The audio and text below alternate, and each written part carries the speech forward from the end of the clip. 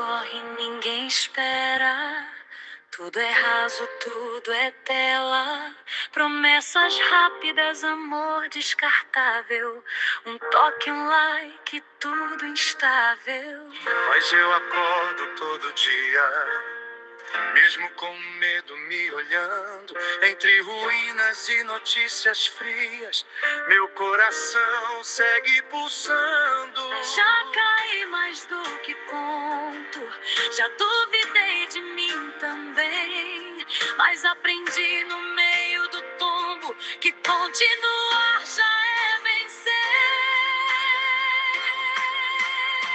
Eu ainda fico de pé, mesmo quando o chão se vai. Amigos e amigas, eu sou o Daniel Nonato e vamos nessa caminhada, nessa graça. E obrigado a você que todo dia pela manhã acorda com nossa voz no seu aparelho de celular, no WhatsApp. E para você que está no YouTube, que um pouco mais tarde, um pouco mais cedo, dependendo muito da sua vontade, também se conecta com nossas reflexões. A gente não está aqui para falar em nome de nenhum grupo religioso, nenhuma pastoral, nenhum organismo, nem tampouco em nome de qualquer igreja, seja católica ou evangélica. Deixei isso bem claro no início, até porque andei sofrendo ameaças de receber aí uma sanção episcopal. Não pode, não tem como, infelizmente, não tem como. O bispo não tem autoridade sobre minhas pregações. Deixo bem claro isso aqui para todo mundo ouvir. Então você que fica dizendo que vai mandar minhas pregações para o bispo, não adianta mandar, porque eu não estou no ministério presbiteral, não estou no ministério diaconal, não exerço ministério consagrado nenhum pela igreja, não tenho rótulos. E por não ter rótulos, eu tenho a graça de ser livre para poder falar com vocês, e vocês são livres para me ouvir também, ninguém é obrigado a me ouvir. O caso do padre Júlio Lancelotti, que o pessoal está aí lamentando, discutindo, falando, que o padre Júlio Lancelotti foi orientado pelo bispo e por obediência vai cumprir em não ter que, em não transmitir mais as missas dele nas redes sociais e se afastar da rede social. Alguém fica aí e fala, Dom Odilo, isso, Dom Odilo, aquilo. Senhores, o padre Júlio está dentro do sistema. E desculpem, a gente quando está no sistema, eu digo isso por questões de conhecer bem o sistema. Se você é militar, por exemplo, eu fui militar há 4 anos, você tem coisas que você não pode fazer. Você tem consciência disso. E aí você, como militar, vai cumprir o regimento militar. E como religioso? Eu não sou religioso consagrado, sou religioso pela fé.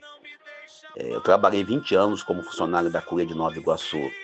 E eu tinha consciência que durante 20 anos eu não poderia, certos discursos que eu faço hoje aqui com vocês, eu não poderia fazer jamais como funcionário da instituição.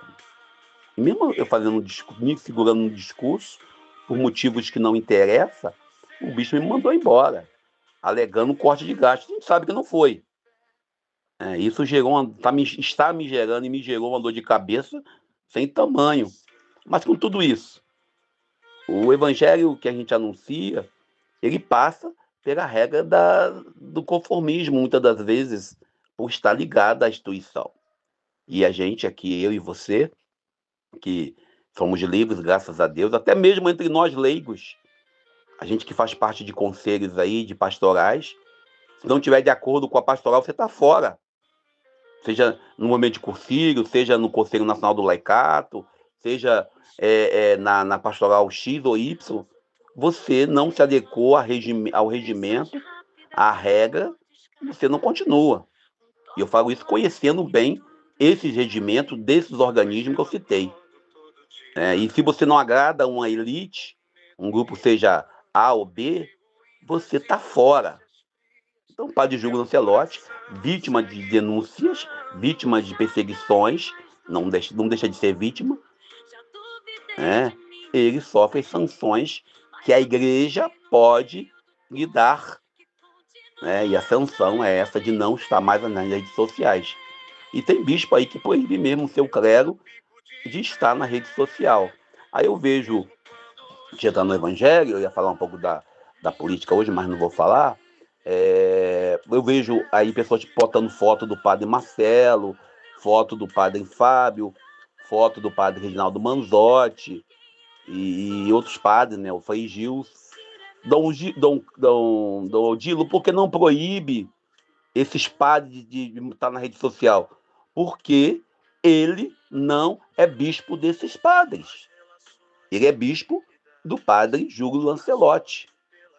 Então, a gente quando está numa instituição, a gente quando está católico, quando está evangélico, quando está militar, quando está em coordenação, quando está na direção de um organismo ou está no organismo, devemos viver as regras daquele organismo. Você que é cristão não pode ser a favor da pena de morte, mas tem cristão a favor da pena de morte. Ah, mas tem padre. Senhores, não nos cabe entrarmos, e eu falo isso, não nos cabe entrarmos no julgamento se o padre Júlio sofre perseguição. Ele sofre, todo mundo sabe disso. Mas também o cardeal, sem defender o cardeal, que eu não defendo o bispo, também tem as pressões externas. E aí, às vezes, o peso do cargo, e o peso do cargo, às vezes, envolve, para se manter no poder, você trai o evangelho. Entenda como quiser. E eu falo isso por conhecer bem bispos e bispos. Eu vou parar por aqui antes que alguém me incrimine e eu que seja obrigado a me silenciar com processo judicial. E o evangelho de hoje, o evangelho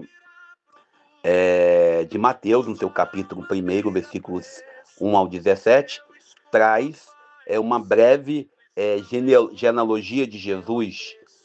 Já parou para pensar qual a sua genealogia?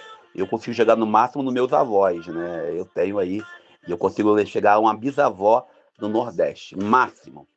Eu tenho os meus avós maternos e paternos. Eu sempre falo, rezo por eles, né? Meu avô Sebastião, minha avó Teresa, meu avô José e minha avó Francisca. E aí eu só lembro de uma bisavó que a mamãe cita, que é a minha bisavó Ana. O resto eu não tenho referência.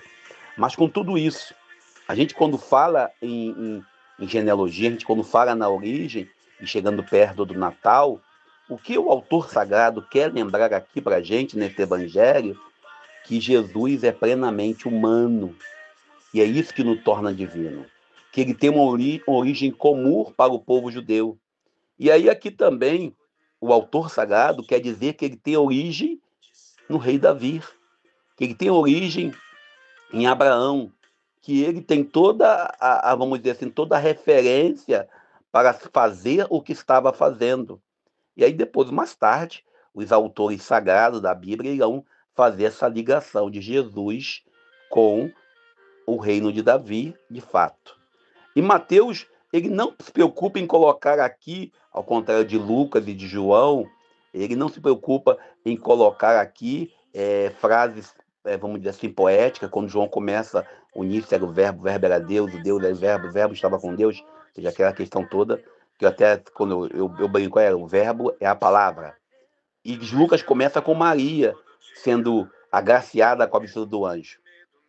Mateus, por estar escrevendo para os judeus, ele se preocupa em demonstrar a origem humana de Jesus, a sua genealogia. Aquela famosa pergunta do evangelho de ontem, né?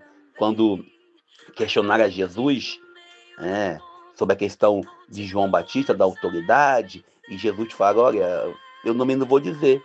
Mas aqui Mateus responde. A autoridade que ele tem é a autoridade de um filho de Israel. É a mesma autoridade, desculpe, eu não sou digno, mas vou falar, que nós, eu e você, temos em falar do Evangelho na rede social. A autoridade de batizado, a autoridade de pessoa que acredita, a autoridade daquela origem comum, que é o sacramento do batismo.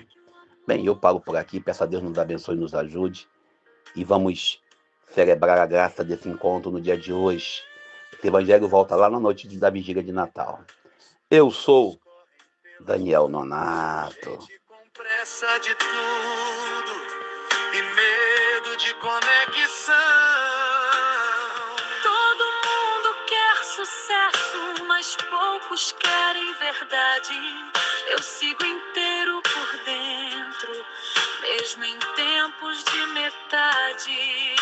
não sou perfeito, eu sei, mas sou mais do que me feriram.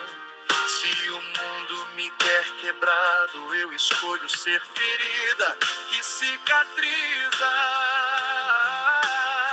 Eu ainda fico de pé, mesmo quando o chão se vai.